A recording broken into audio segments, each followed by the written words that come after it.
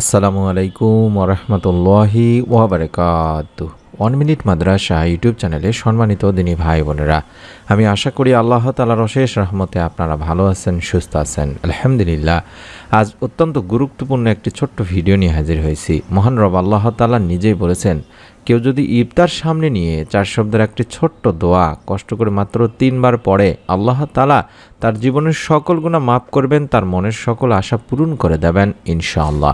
মনের মধ্যে বিশ্বাস নিয়ে অবশ্যই ইফতার সামনে নিয়ে এই দোয়াটি পড়বেন। এই উদ্দেশ্যে বা নিয়ত করে ভিডিওটি দেখুন। মহান আল্লাহ তাআলা বান্দার প্রতি দয়াশীল।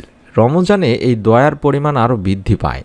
তিনি প্রতিটি আমলের প্রতিদান হিসেবে আরও বেশি করে বৃদ্ধি করে দেন, বান্দার দোয়া কবুল করে নেন এবং জাহান্নাম থেকে বান্দাদের মুক্তিও দিয়ে থাকেন।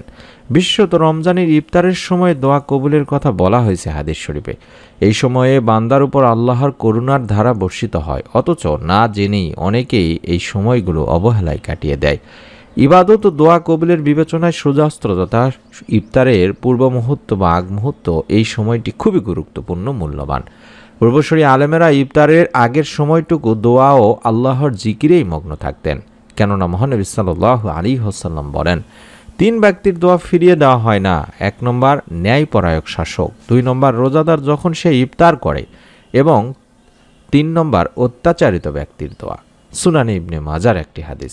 তাই ইফতারের সময়ে নানান কাজে ব্যস্ত না হয়ে দোয়ায় নিমগ্ন হওয়া জরুরি, এবং ইফতার সামনে নিয়ে বেশি বেশি করে দোয়া, দরুদ, ইস্তেগফার এবং মনের নেক আশা পূরণের জন্য, গুনাহ মাফের জন্য অবশ্যই দোয়া করতে হবে। ইনশাআল্লাহ রাব্বুল আলামিন আমাদের দোয়াও কবুল করবেন। দুনিয়াতে আমলি জীবনযাপনই আল্লাহ তাআলার কাছে সবচেয়ে বেশি প্রিয় দিনী ভাই বোনেরা।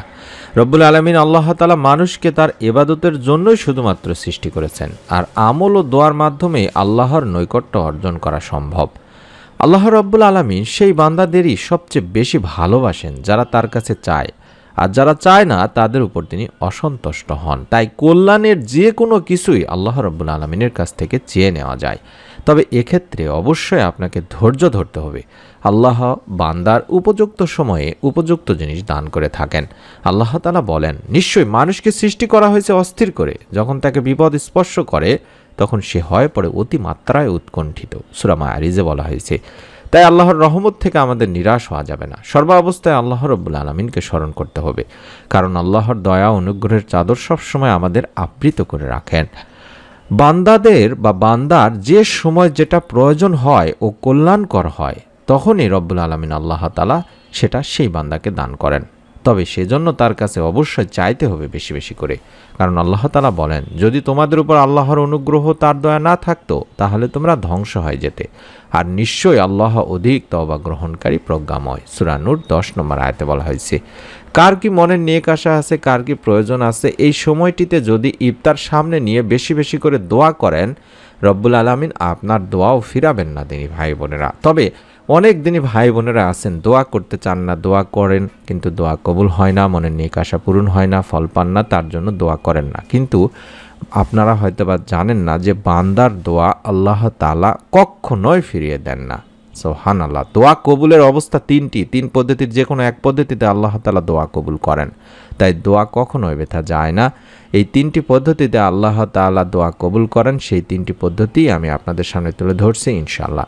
যখন কোনো মুমিন ব্যক্তির দোয়ায় কোনো পাপ থাকে না, আত্মীয়তার সম্পর্ক ছিন্ন করার বিষয় থাকে না, তাহলে আল্লাহ রাব্বুল আলামিন এই 3টি পদ্ধতির যে কোনো একটি পদ্ধতিতে আপনার দোয়া কবুল করেন।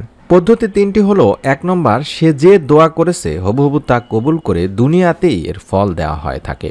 2 নম্বর, তার দোয়ার প্রতিদান পরকালের জন্য সংরক্ষণ করা হয়। এবং 3 নম্বর, দোয়ার মাধ্যমে তার অনুরূপ কোনো অমঙ্গলকে তার থেকে দূরে রাখা হয়। মুসনাদে আহমেদের একটি হাদিস। তাহলে বুঝতেই পারছেন যে আপনি দোয়া করলে এই দোয়ার ফল আপনি অবশ্যই অবশ্যই পাবেন। তাই অন্তত ইফতার সামনে নিয়ে কষ্ট করে হলেও আপনারা এই ছোট্ট দোয়ার আমলটি করবেন। বেশি বেশি দরুদ ও ইস্তেগফার আগে পড়ে নেবেন, তারপরে এই দোয়াটি পড়বেন। যে দোয়াটি আমি স্ক্রিনের মধ্যে দেখাচ্ছি, এই পুরো দোয়াটি হচ্ছে ইসমে আজমের দোয়া, যার মাধ্যমে আল্লাহ তাআলা বান্দার মনের নেক আশা পূরণ করে থাকেন, যার মাধ্যমে আল্লাহ তাআলা বান্দার ডাকে সাড়া দিয়ে থাকেন।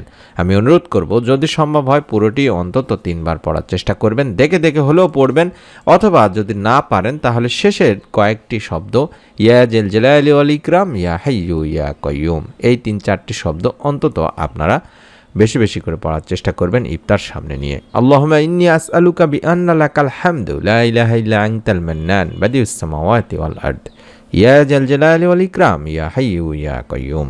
এটি হচ্ছে ইসমে আজম, যেটাকে আল্লাহ তাআলার বড় নাম হিসেবে বলা হয়ে থাকে। অর্থাৎ ইসমে আজম মহান আল্লাহর এমন নাম, যে নামে ডাকলে মহান আল্লাহ সাড়া দেন, যে নামে তার কাছে চাওয়া হলে তিনি তার সব চাওয়া পূরণ করেন। আবু দাউদ শরীফের একটি হাদিস।